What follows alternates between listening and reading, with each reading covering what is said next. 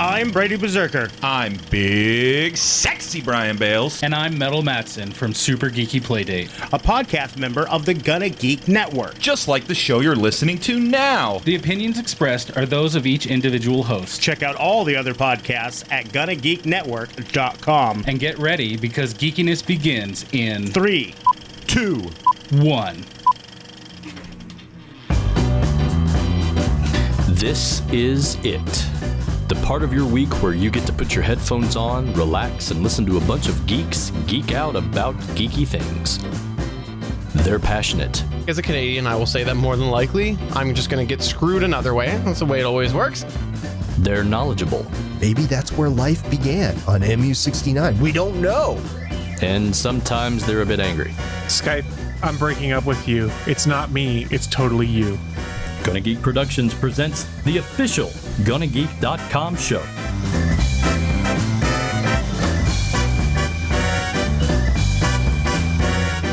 Hello and welcome to episode 217 of the official GonnaGeek.com show. I am Stephen John Drew, and with me, of course, is the talent of the show, Chris Farrell. I'm here, and I got a wonderful non-CGI mustache. Oh, wow. That was, I thought, very convincing CGI, I guess. Not. We also have, of course, the one that is the knowledge of the show, Stargate Pioneer. Super SP is in the house, and yeah, this mustache is not fake either. And finally, in that fourth seat today, we got nobody. No, there's nobody here. Nobody else likes us. No, that's true. But we are here with another episode of your favorite podcast / show, which is called the official GonnaGeek.com show. We're not your favorite show. We're just the favorite one called the official GonnaGeek.com show. That's fair. Yeah. Today, if you have never checked out the show, we're going to talk about a bunch of the latest world geeky happenings, including we've got information on Chromebooks in Office. We have a little bit more information on the old Moustache-gate.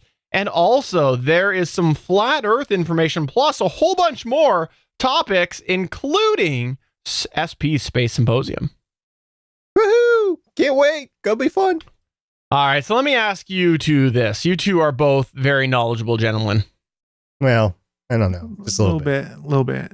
Okay, so you two are both knowledgeable gentlemen. I want to ask you, are you excited for the awesome crossover that's happening this week on the wonderful CW television shows Supergirl, Arrow, The Flash, and Legends of Tomorrow? Yeah, I hear that you two are getting married. So congratulations to Chris and Steven getting married on the CW Supergirl, Flash, Arrow, and Legends of Tomorrow crossover. No, he won't leave his wife for me, so we're just going to continue to dally about in sin. For what it's worth, I have been making her watch Sister Wives all the time. I'm working on it, Chris. Man, that's cruel. That's just inhumane. I don't even know what that show is. Okay, so kidding aside, yes, if you are not familiar, this week is the wonderful crossover that is happening with the CW television show. So you should definitely check out the Starling Tribune, which is the official Arrow podcast of the Gonna Geek Network. It stars two very knowledgeable individuals that are on this show, plus one even more knowledgeable individual named Michelle Ely, and you can check that out every week at GonnaGeekNetwork.com, and you can bet that this coming week they're going to talk about the crossover, and every time they do it, if you watch the video side, they're going to make the X. They promised that. They're going to make the X handover. Crisis on Earth X. It is. So, not only are they in it for the crossover, but also for the Earth X every single time they mention it. And you do know what that famous song says, right, Stephen? It says that X gonna give it to you. That's right. X gonna give it to you. That's true. So I was wondering, Chris, we haven't discussed this over in the Starling Tribune. Are we going to have to actually move the main newsroom from floor 52 to floor 53 to cover Starling Tribune in the crossover this week? To floor X. It's redacted for our safety. Okay. All right, so check that out at GonnaGeekNetwork.com, and let's go ahead and talk some news. Here we go.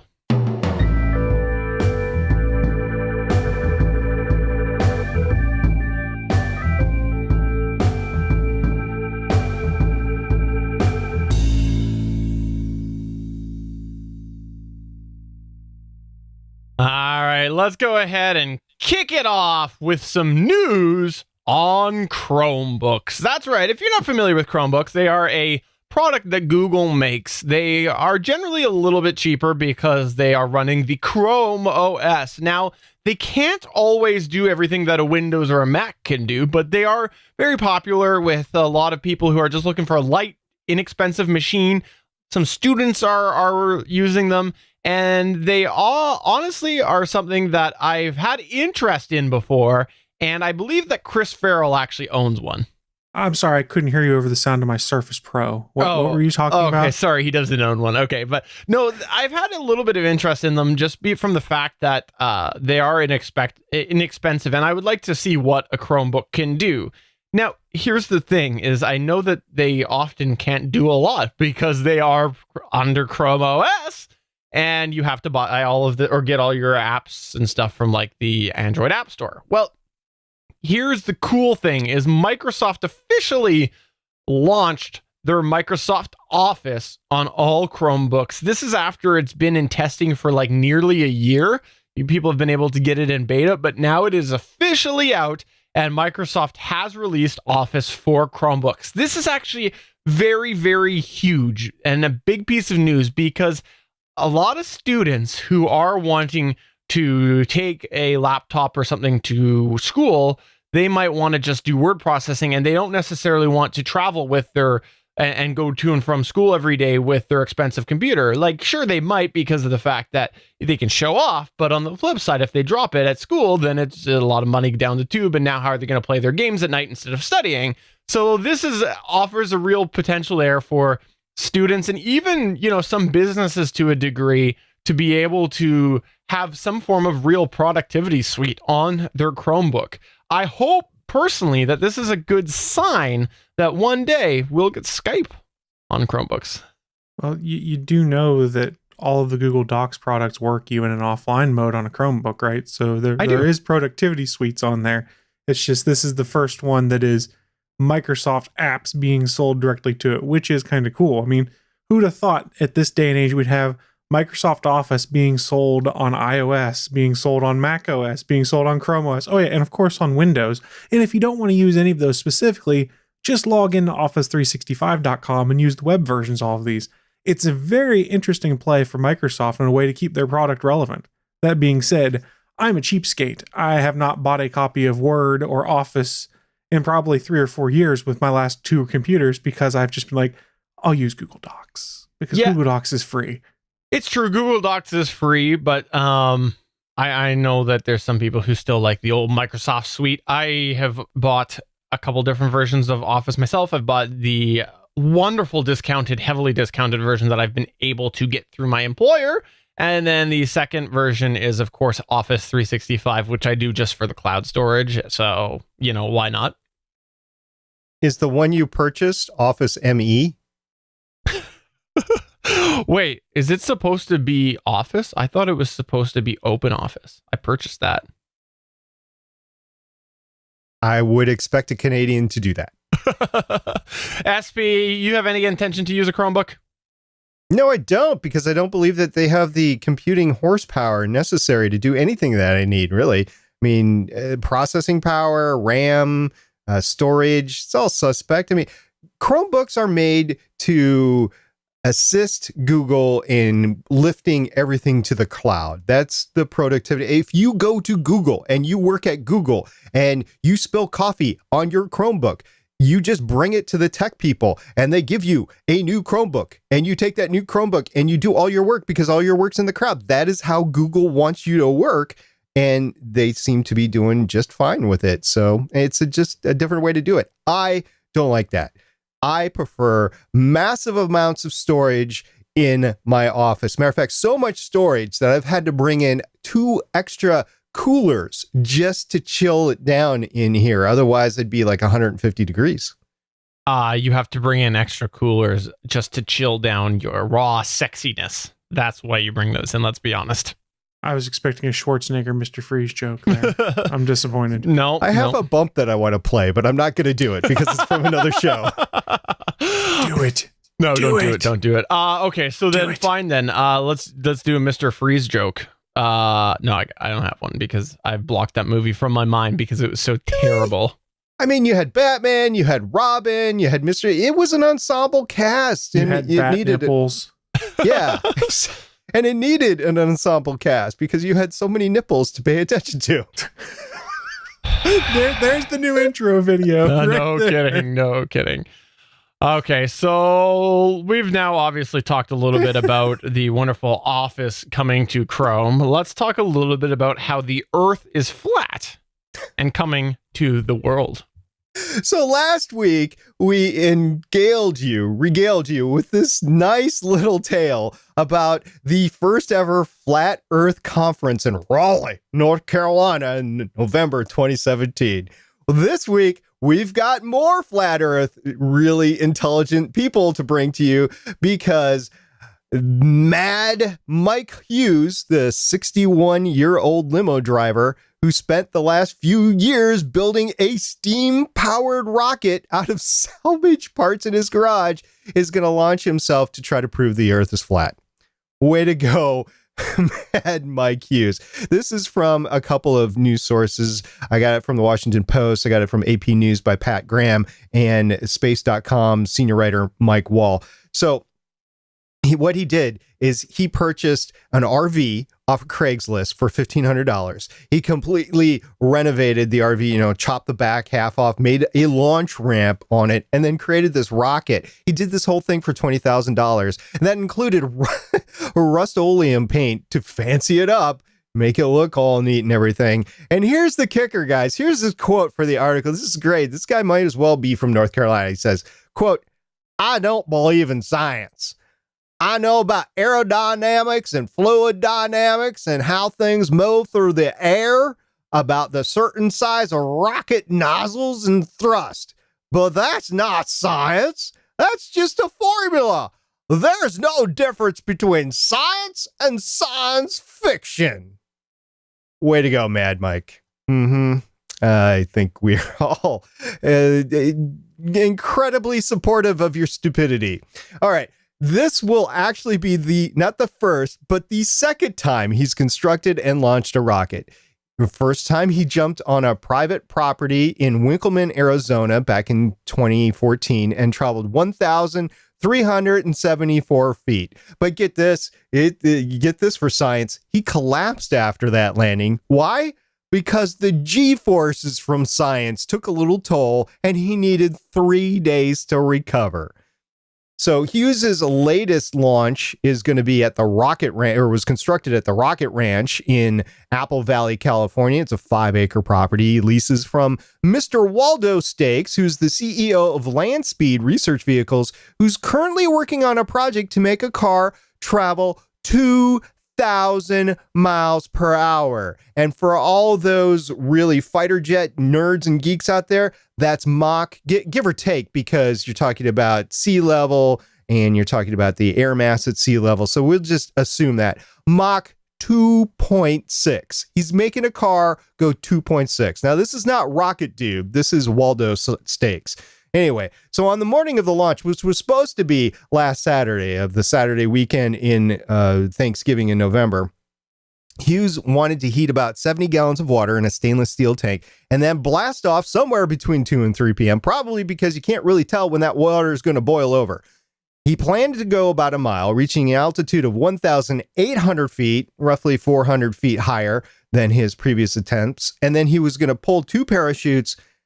Here's the issue. You can't watch this. They're discouraging fans. Guess what? For safety reasons. So I guess they don't know exactly what's going to happen with this rocket.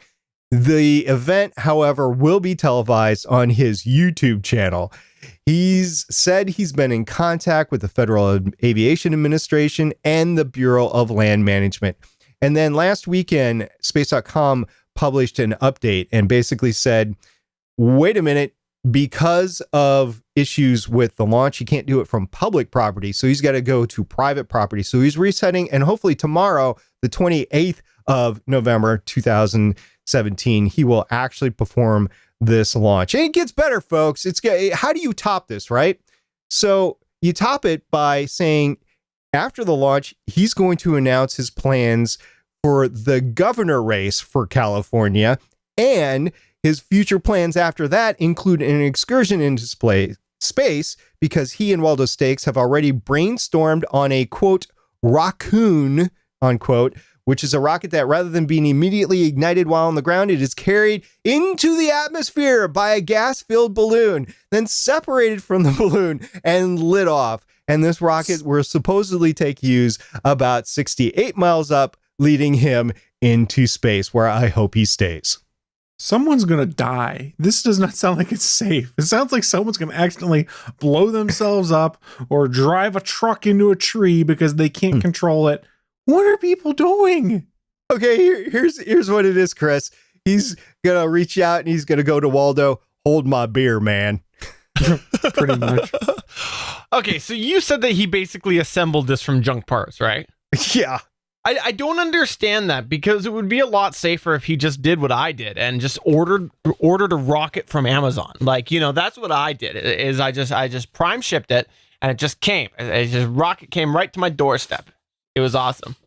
Nice. How far did that rocket go? Well, I haven't used it yet. It's still in the box. Maybe I'll unbox it eventually.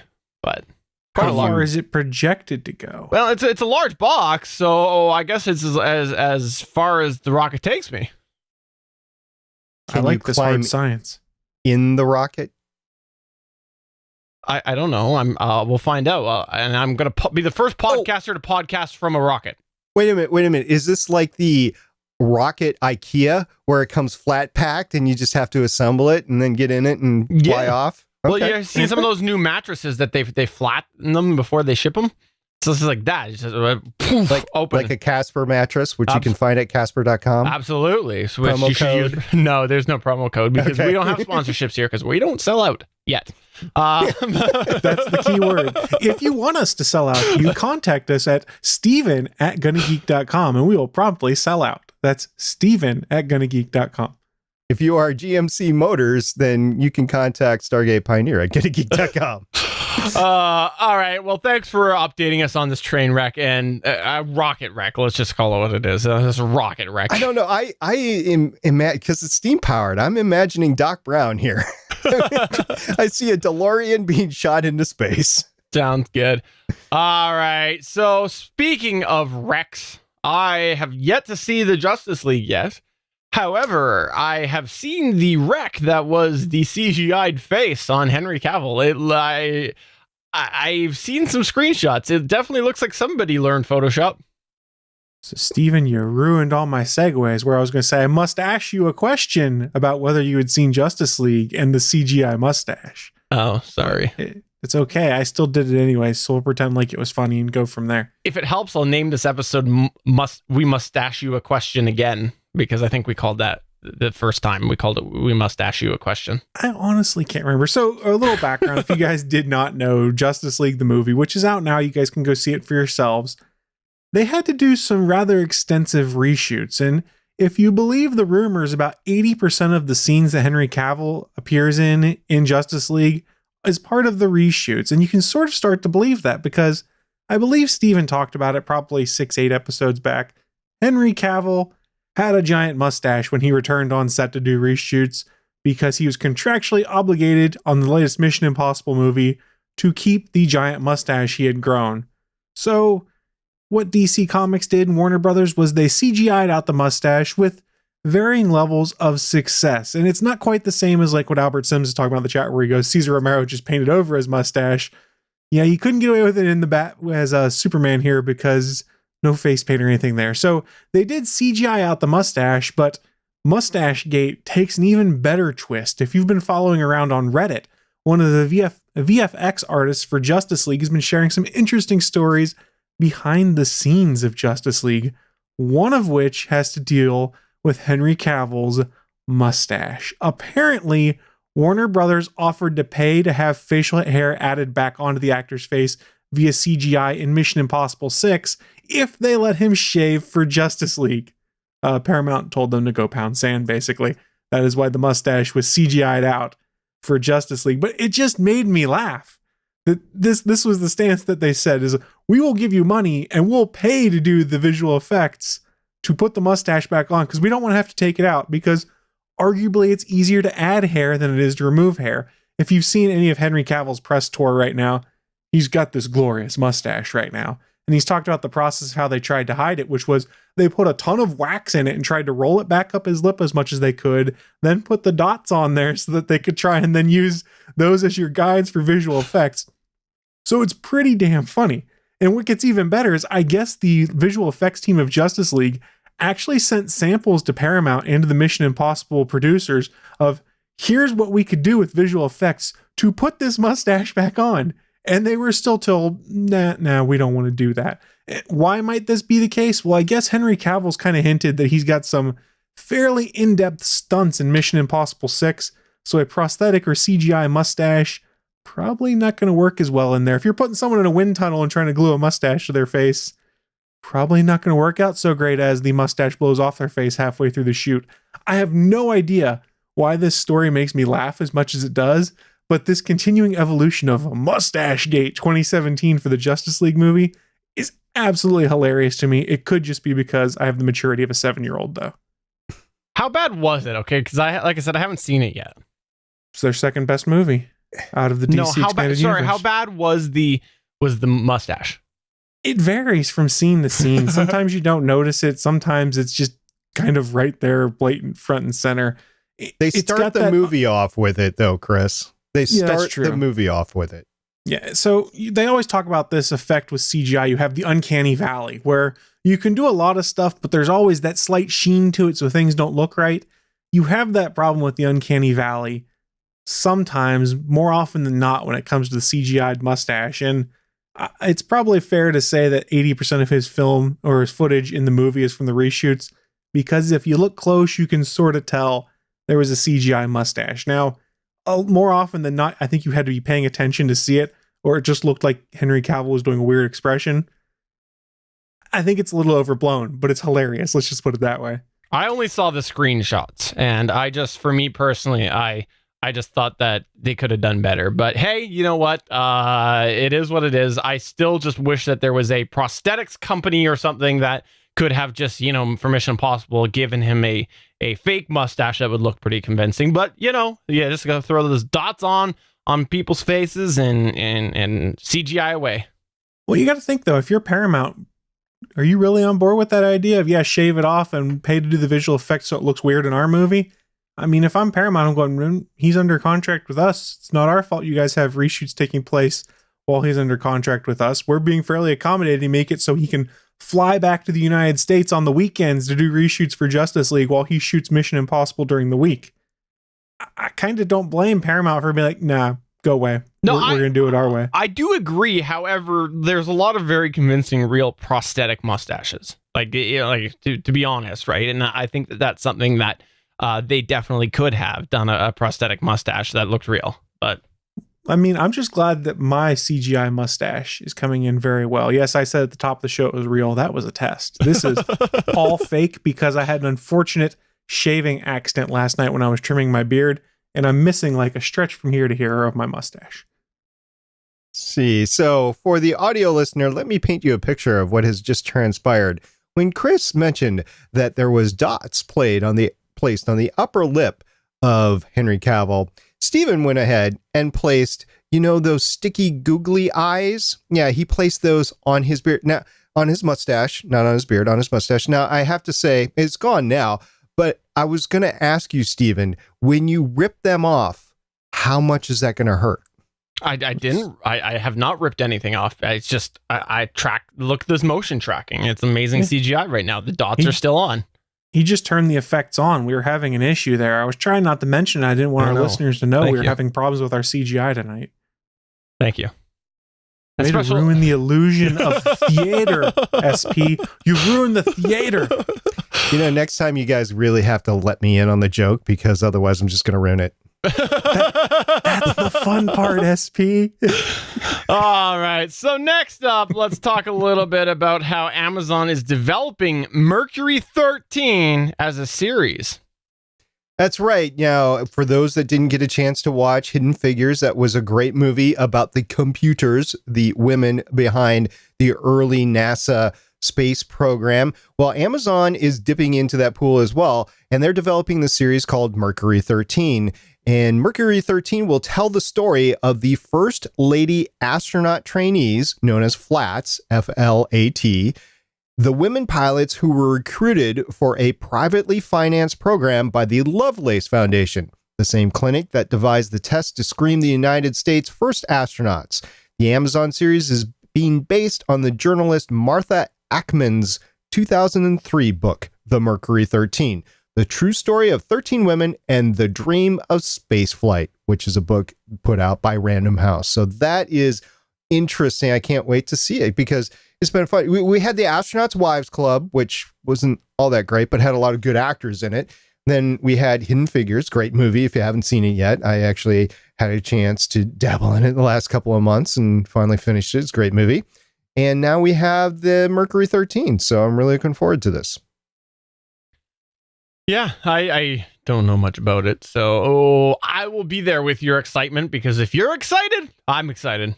That's right, because Canada never really had a space program. No space program. Can you just remind me how much you rely on the Canada arm? Yeah, a lot. What's a Canada arm? Yeah, you did. I don't know what you're talking Yeah, about. I don't know what you're talking about. Just very convenient. We don't need that in SNASA. Well, while we're talking about television shows, let's talk a little bit about a little indie flick called The Walking Dead. Now, slight spoiler alert, we are going to slightly possibly spoil a little bit of something from The Walking Dead. Today, the day we recorded this, on Monday, November 27th, 2017, it was officially announced that the character of Morgan will be seen in Fear the Walking Dead next season. Now, this is something that forever ago, Fear the Walking Dead is the spinoff of The Walking Dead. Fear the Walking Dead, the showrunner on there, had once said that there would never, ever, ever be a crossover between the two shows. That was what was said. Well, those of us who could see beyond our nose, such as when we had Walking the Walking Dead podcast, that was an amazing podcast that Chris Farrell, myself, and Steve Boyd did. We called True BS. story. We totally called BS. We said gonna happen one day because the ratings won't be where they want for Fear the Walking Dead. So of course they're gonna cross over. And then that was announced a couple months ago that it would be a prominent character. And today they announced that it is indeed Morgan. Now, not a lot is known because if you're not familiar, Fear the Walking Dead is technically a few years behind The Walking Dead, because when Fear the Walking Dead was launched, it was after The Walking Dead, it started at the beginning of the apocalypse. So the timelines don't line up. As well, one show happens in Mexico, basically, and the other show is not in Mexico. It's all over the place, but it'll be interesting to see what happens. The rumor is that this will probably be the lost Morgan years. There were several seasons where we did not see from Morgan other than a couple of flashbacks later. So we might get to see that happen, and somehow he ends up crossing paths with Fear the Walking Dead. So who knows? In any case, it very much explains a little bit of information about what had happened with Morgan a couple weeks ago on The Walking Dead. So there you go. I continue to be glad that I quit watching that show this season. You know, I've been liking it this year. I gotta say, I've been liking All Out War. It's been fun. It's been a nice shift and lots of battles happening. Battles. So Morgan, of course, starred in Clear, the best episode of Walking Dead ever. So Totally, I can 100%. see them wanting to bring that character over into the other show because it's the best episode, Clear. Matter of fact, they might have Clear 2 over on Fear the Walking Dead. I hope so. It is, without question, the best episode ever of any television in all of the world. I see what you're doing there. I'm not going to take the bait anymore. I will say this, though, that Lenny James is really good in the role of Morgan. So while this might not be optimistic for the fate of his character in The Walking Dead, at least they'll have some filler time in Fear the Walking Dead where they can have the more peace-seeking Morgan featured if you've been watching the show. Tell you right now, because presumably there's some overlap with the shooting. While they do air differently, you know, the way that they film stuff, there's going to always be some overlap. Again, spoiler alert, 2 episodes ago, not this past week, the week before, he randomly in the middle of a battle decided that he couldn't go on anymore, and he just disappeared into a forest. So that makes sense. So we'll probably see something somewhere from him, but my guess is, that's their way of just getting him off of The Walking Dead so they can bring him back again because he goes on Fear the Walking Dead, right? And he's going to be on there. Well, we know that assuming that, there's not a time jump, that he eventually finds his way into what we know on The Walking Dead. So he's going to go to Fear the Walking Dead, and then he's got to exit Fear the Walking Dead at some point. So if they do that way where he just disappears like he did originally in The Walking Dead, then he can still come back one day. So we'll see. My head hurts. Anywho, there you go. There's your spoilers for The Walking Dead and Fear the Walking Dead. And finally, in our extra news point section of death and doom of mystery secret 6 Areas 51, we have, first interstellar android is spinning a space cigar. Yeah, even the space gods need to smoke every once in a while. The Celestials, they just need to let off some steam. Oh, you guys didn't bite on that. I thought you would. Anyway, when SP, you got to let us in on the joke. Steam, the flat Earth guy, Steam Rocket, Steam. Oh, he's just a dumbass. I thought we were talking about the awesome game launch the game app platform Steam. I see. Isn't that what we're talking about? No, we're talking about this first interstellar asteroid. So basically, when astronomers using the Pan-STARRS 1 telescope in Hawaii spotted a mysterious object dashing through our solar system on October 19th, they immediately knew it was something special. It was traveling at high speed, and it originated from interstellar space. No, not the movie Interstellar, real interstellar space. This object was originally thought to be an ancient comet, but observations reveal it was, in fact, an asteroid from another star system. So if you haven't checked it out, you probably should. It is a great article. We have actually observed our first interstellar visitor. It's probably not our first interstellar visitor ever, but it's the first one we observed. Ooh. I definitely like this Vulcan tie-in. Can we play some X-Files music here that's Creative Commons licensed? Is that even it? You changed it at the end. Close enough. So where is the discussion about the platform Steam? I'm lost here. You can stay lost. You're David is our Lord and Savior. All hail Steam. All right, so let's go ahead and wrap up the news. We're going to go ahead and go into SP's Space Symposium in a moment. But before we get there, I want to remind you that we are part of the Gonna Geek Network, and the Gonna Geek Network has a bunch of geeky podcasts. You can check that out at GonnaGeekNetwork.com.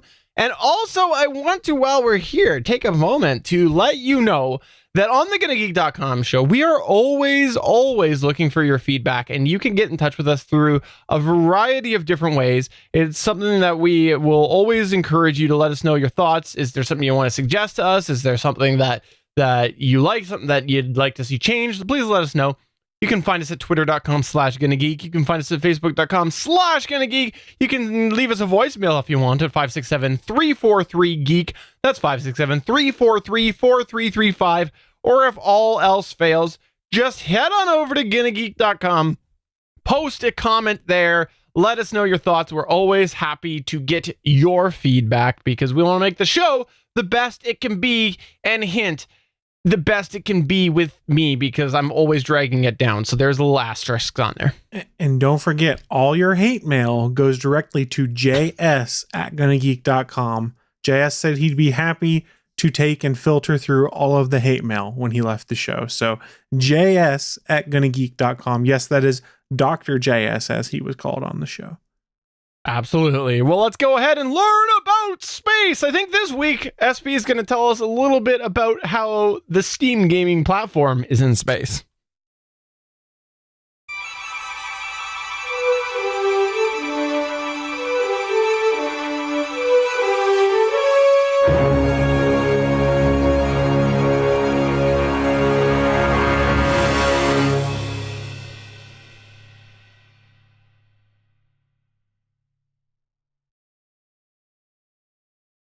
You done with the steam joke, Steven? You done? No.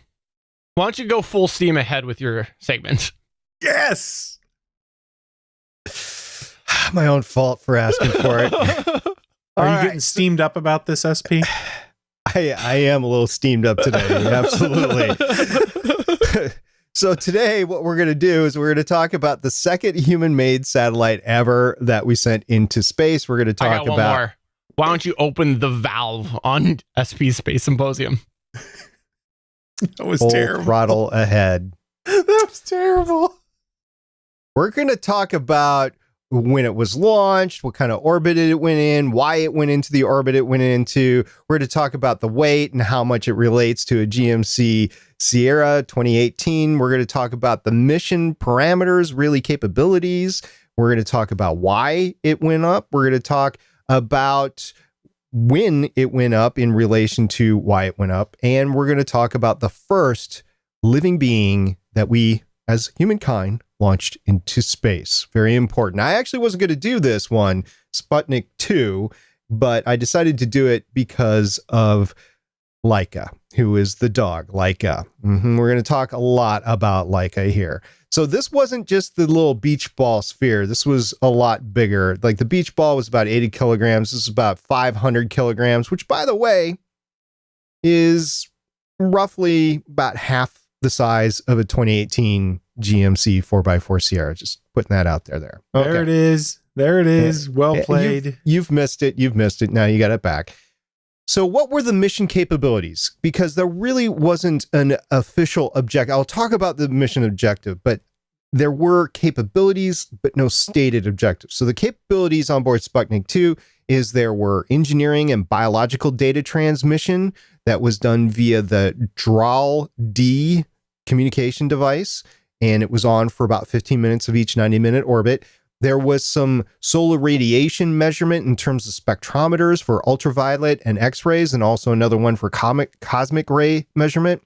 There was the first video camera in space. It was a 100-line TV camera, which transmitted via the DRAL-D system. There was basically an HVAC system in space, a regeneration and temperature control system for the cabins. And why did it go up now? This is the real mission behind it, and it's not really stated anywhere, but I wanted to talk about it. So the launch was timed to coincide with the 40th anniversary of the revolution on the Bolshevik Revolution on November 6th, 1957. So they wanted to time it roughly about the same time, and thus forevermore, because this was a successful launch, it got Sputnik 2 into space, there were timed launches in the Soviet space program tied specifically to events in the Soviet history.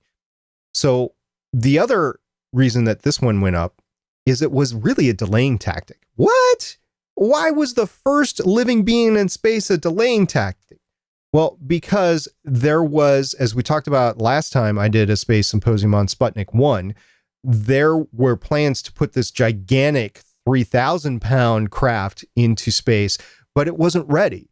They had issues with the actual spacecraft itself, the launch vehicle itself, and it was called Object D in development in the classified logs, but they knew they weren't going to be ready. So they had to do something else. And what they had been doing all along is they had been launching, quote unquote, launching dogs into subspace, so suborbital space, reaching space, but not reaching orbit for a long time between that and balloons. So dogs in the Soviet space program were used quite a bit. And this was just the logical next step because they had the capsule, they had the little bed for Laika already made. So they just created it on top of the rocket and they were able to send it up. Now, Sputnik 2 was launched on November 3rd, 1957, aboard a very similar R7 ICBM/rocket that was used in Sputnik 1, and it was also launched from the same site at Baikonur Cosmodrome. Now, the orbit was interesting because they changed some of the propellant, and not really the propellant, but the length of burn for each stage. And the last stage was supposed to fully burn, but it cut off 1 second early. So it was supposed to get into this elliptical orbit that was roughly 135 miles by 1,100 sort of miles. So it's a big elliptical orbit around the Earth.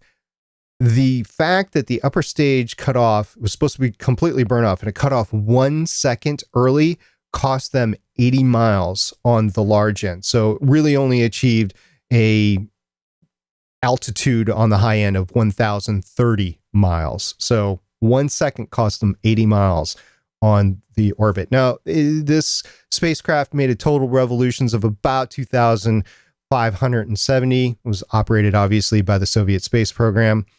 And if you take a look at a cutout of the Sputnik 2, it shows major components, which included a payload shroud ejection system, because that had to be ejected off in order for the Sputnik 2 to be able to communicate back and forth. Solar instruments, that's a spectrometer, instrument frame to hold the spectrometers, a container for the radio transmitter, a pressurized cabin, a fan and air scrubbing unit, which was necessary for oxygen, food for the dog, because the dog was supposed to last 10 days, a cabin window, because the dog's got to see, an antenna, and the blockade. Now, the blockade was really the underside of the entire spacecraft, and it was supposed to eject. Problem was it didn't. And that was a big problem, which we'll get into in a second. So, for over 40 years, the Soviets insisted that the dog had lasted its projected 10 days in orbit and then was euthanized via basically poisoned dog food. For 40 years. Finally, in 2002, they came clean. They said, yeah, that's not the case. So first of all, the blockade did not eject properly. It stayed attached to the spacecraft. Second of all, there was some insulation that came loose, causing intense heating inside that little capsule for Laika. So what happened within like 3-4 orbits, not 2-3 days, 3 or 4 orbits, Laika's heartbeat raced to 260 beats per minute. Now, there was no calming done. So whenever Laika had gone into the centrifuge, there were always handlers around to calm her down afterward. Oh, Laika, by the way, is a female mixed dog. And there was no humans to comfort her. So she was freaking out in space, as, I mean, I would if an alien superior being threw me into the void. I'd be like, what the heck happened? I'd freak out for a while. And Laika freaked out. And also the intense heat I don't even want to say the temperature, because it got really hot. And she basically passed away from heat exhaustion. So unfortunately, the first living being we sent into space was basically terminated by the spacecraft itself. However, I just want to point out, I know there's been lots of consternation with this. Animal activists for decades have really poked into the Soviet Union for doing this. Even people within the Soviet space program were like, we don't want to do this. And they're like, oh yeah, we're going to do this, because of the success of Sputnik 1 and because they weren't going to have another launch success for months later with Sputnik 3. So they wanted to get the first living being up into space. So they weren't ready for it, but they did it anyway. And they did successfully, though, prove that a living being could survive in space as long as the temperature was effectively controlled. So that was important to note, and an important thing as we went into the future. So for that, Laika, we appreciate your sacrifice for humankind space travel, as unfortunate as it was. And people have been wanting to bring home Laika for years. Well, unfortunately, the capsule deorbited. So Laika came back, but Laika was not herself when she made it back to the surface. Let's put it that way. That's a bummer. When did it deorbit? It deorbited on the April 14th, 1958, after 162 days in orbit. Wow. Yep. So there's one other footnote about this mission is that the Soviets actually could have had naming rights to the radiation belt. You know how it's called the Van Allen radiation belt around the Earth? Well, they actually sensed the fact that it was going through higher radiation or higher magnetic sensing in the higher latitudes when it was passing by there. But unfortunately, because they were trying to save battery with the transmitter, because they were trying to keep Laika alive for 10 days, they only transmitted every 15 minutes. So they never caught the transmissions when it was at the higher latitudes. Here's the thing, though. In Australia, they intercepted the signals, and South America intercepted the signals, both of which actually, if given the codes to decrypt the signals from the Soviets could have claimed their scientific success, but they refused to give those codes out. So the United States, and we'll get into this next time, when they launched Explorer 1, they were able to confirm that there were radiation belts and thus were giving naming rights for the radiation belts. The Van Allen radiation belts were named because the Soviets refused to give the codes away. Wow. I didn't know that. That's crazy. I didn't either. I didn't remember that. I knew it decades ago, but I'd forgotten about it. Yeah, that's amazing.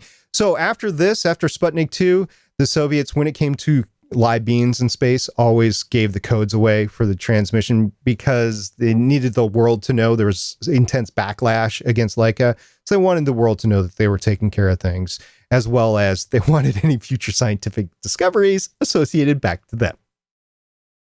So did they end up like covering this up for a long time? Like how long did it take to actually 40 years, it's 2002. So this launch took place in 1957 and they came out with it in 2002.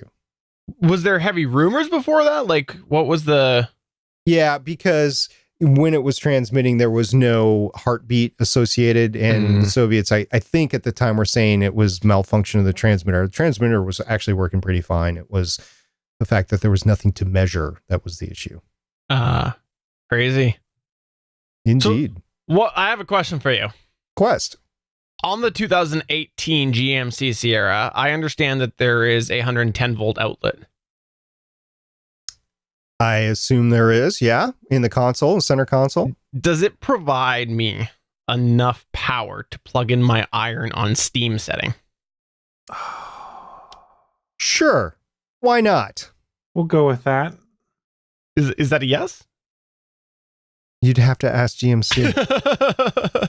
No, seriously, thanks very much for that. That's actually, I didn't know, like I didn't actually realize that was kept under wraps, well, under wraps in air quotes, for so long. Like you would have thought that would have officially come out long before then. It did. You know, a little bit more about Laika is that she was picked from 10 dogs, which were training to be cosmonauts, astronauts, whatever, to assist in the flight test capability to get a human into space. And they narrowed it down from 10 dogs to 3 dogs, and then she was the best candidate out of the bunch. So that's how she was chosen to go up. By the way, in the chat, we have several people. We've got Albert Sims saying he prefers the Van Johnson radiation belt. We've got Bandrew saying he prefers the Van Morrison radiation belt, and I prefer the Vandelay Industries radiation belt. So there you go. It's a lot of radiation. It is. Around your belts. Oh, are you going to turn into mutants? We also have the Van Halen radiation belt runs a close second. As Van Halen always did. And also, special shout out to the one and only Mike Howard, also known as JPEG to Raw, who says, I think SP has run out of steam. Yeah, I'm old. I got a lot of gray in my beard. This is the last SP Space Symposium. Thanks, guys. It's been real fun. There you go. There you go. No, seriously, thank you so much for it. I always like to mention it whenever you do your segment, because I genuinely think that we need a focus and we need to have us talking about space, because there is a reason in my opinion, that we went so dormant so long in the world of space development. It's because we got ourselves the shuttle, we got ourselves the space stations, and we became happy with what we had, and nobody talked about it. So then all of a sudden we get the private sector starting to come into it. Now there's stuff to talk about again, and we're going to keep pushing on because we're talking about it. So I genuinely mean it when I say I do appreciate you always doing SP Space Symposium, because I think it's super important that we keep it in the world of geek culture, because let's be honest, space is geeky. So thank you so much. Yeah, you bet. Yeah, originally I wasn't going to do this, but I saw about Laika and I was like, this is a momentous thing in terms of space travel. And then, oh, by the way, there wasn't another launch for a couple of months until the United States launched Explorer 1 So this was it for a while. The world had Sputnik and then a dog in space. And those crazy commies are taking pictures of us from space.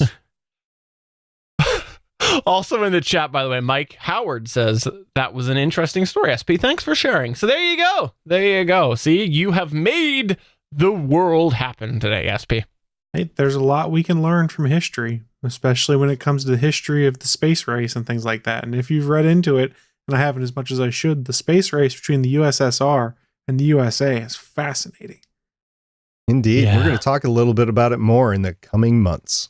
Sweet. It's just, I'm looking forward to the time that Area 51 gets finally released, and as well as Section 31. That will And be when we awesome. find the Stargate. At the Stargate, all of We those. already have, guys. Oh, shoot. Awesome. So that is going to take us towards the end of the show. Before we wrap up, we'll go around the table and plug and promote and do whatever we'd like to do. Let's start off with Stargate Pioneer. Wow, you're going to start off with me? Let's see, what can I promote? I know what I'll promote. I will promote all the great podcasts on the GonnaGeek.com network. Guys, did you realize we have over 20, almost 30 podcasts on the Gonna Geek network? This is quality content. This is quality geekery in every form, anything from audio dramas to geeking out about TV shows to geeking out about geekery in general. Board gaming, we got it all, guys, and there's going to be more coming. So thank you to all the other producers on the GonnaGeek.com network. And if you haven't checked out all these other shows, you should, because there's some good stuff on the network. Awesome. I'm going to go ahead and promote that we are in the middle of 33 Hallmark Christmas movies. Hallmark originals. So there's a couple that happened over the 5-night event on the Hallmark channel, which apparently is only available in America. Sorry, in the rest of the world. But yeah, the Christmas Train, which was with Danny Glover and a couple other keynote actors. It was really cool. Then Hallmark Channel actually threw a twist at the end. I mean, like a major twist. And you're like, oh, I can't believe a Hallmark Channel actually did this. It's supposed to be a feel-good Christmas movie, and they threw this twist in. Oh, so if you haven't seen the Christmas Train yet on the Hallmark Channel, go ahead and do so. And by the way, Steven, if you really need your fix, the DVDs are available at thehallmarkchannel.com. Ooh. Merry Christmas, Steven. I know what you're getting. You know, I always feel as a Canadian, I sometimes miss out here on some of the. No, you're good. You're not missing. Because, like, genuinely, I understand people poke fun at Hallmark movies, but I do like the idea of Christmas traditions continuing on, even if they are things like Hallmark movies. You know, we don't really care about the Macy's fake Thanksgiving Day parade up here because, let's be honest, it's fake Thanksgiving. So there's a whole bunch of things that we just don't get up here. And I wish that I could indulge in the Hallmark goodness, because I am a bit of a Christmas freak. I've got most of my Christmas lights out now. Danny Glover had an interesting line. He said they were talking about working with partners. And he said, "Oh, I've had a partner or two before." Going straight to Mel Gibson right there. It was a nice throw. Chris, do you have anything that you would like to plug or promote?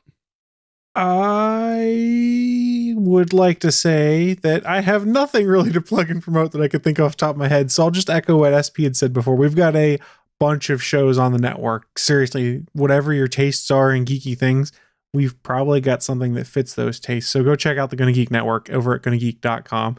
And hey, if you've got a geeky or nerdy podcast and you're looking for a network home, we're always looking for new submissions. So click the link on the page, send your stuff in.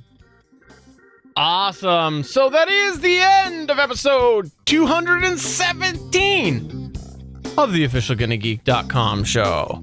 I'm Stephen John Drew. I've got my rocket ready. I'm going to launch it as soon as I deactivate my CGI mustache. And I'm SP saying, I'll steam you later. And I'm Chris saying, thank God for that CGI mustache, or I'd look really weird tonight. Only if we could give you some CGI hair. It all moved to my face. I prefer it there. Bye.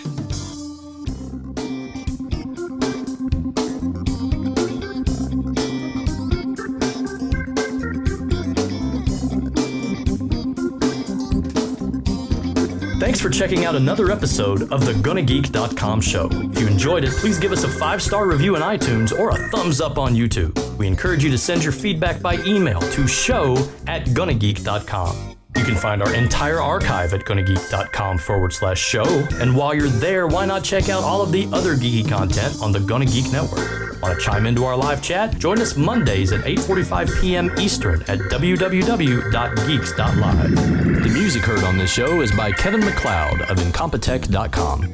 This show was produced and edited by Stephen John Drew of Gonna Geek Productions. Thanks again for joining us, and we'll see you again next week.